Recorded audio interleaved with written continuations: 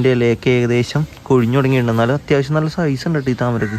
മുന്തിരി വള്ളി തളർത്തിട്ടില്ല, എന്നാലും പടർന്ന് കയറിയിട്ടുണ്ട്. പിന്നെ വിഷു ആവട്ടെ ഞാൻ കൊഴിഞ്ഞോളാം എന്നുള്ള രീതിയിൽ കണിക്കൊന്നുണ്ടായി നിൽക്കുന്നുണ്ട്. Hello guys, welcome to another vlog. So ഇന്ന് ഹോളിയാണ്, അവധിയാണ്, വീട്ടിലിരിക്കണേണ്.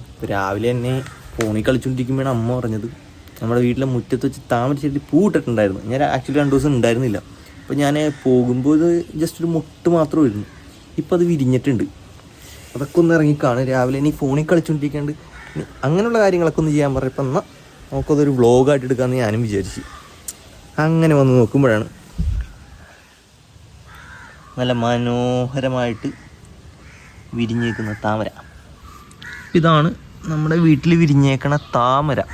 ഇത് ആക്ച്വലി 2 ദിവസമായി ഞാനില്ലാത്തതുകൊണ്ട് വീഡിയോ എടുക്കാൻ പറ്റാഞ്ഞാണ്. അപ്പോൾ ഇതിൻ്റെ ഏകദേശം ഞാൻ തൊടുമ്പോഴേക്ക് ഇതിൻ്റെ ഇലയൊക്കെ ഏകദേശം കൊഴിഞ്ഞു തുടങ്ങിയിട്ടുണ്ട്. എന്നാലും അത്യാവശ്യം നല്ല സൈസ് ഉണ്ട് കേട്ടോ ഈ താമരക്ക്.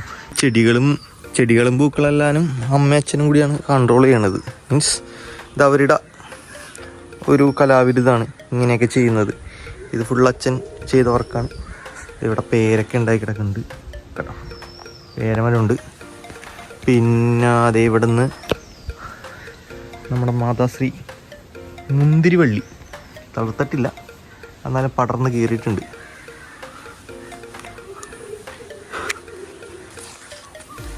ഇത് വീട്ടിലെ അമ്പലമാണ്. പിന്നെ ഇവിടെയും ചെടികൾ ഇതെല്ലാം അമ്മ സെറ്റ് ചെയ്തതാണ്. ഇത് അച്ഛൻ്റെ ഇതാണ് സപ്പോട്ട, നേഴ്സറിയിൽ നിന്ന് മേടിച്ചാണ്. ഏകദേശം 1 വർഷമായി.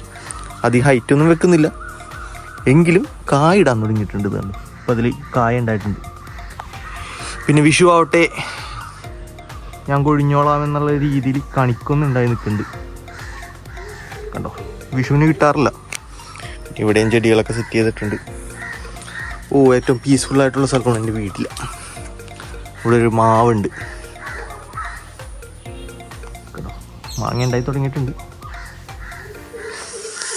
ഈവനിങ് ഒക്കെ നല്ല വെയിലുള്ള സമയത്തും ഈ ഒരു സ്പോട്ടിൽ എപ്പോഴും നല്ല തണലായിരിക്കും. ഇവിടെ അമ്പലമുണ്ട്, നമുക്ക് ഇവിടെ വന്നിരിക്കാം.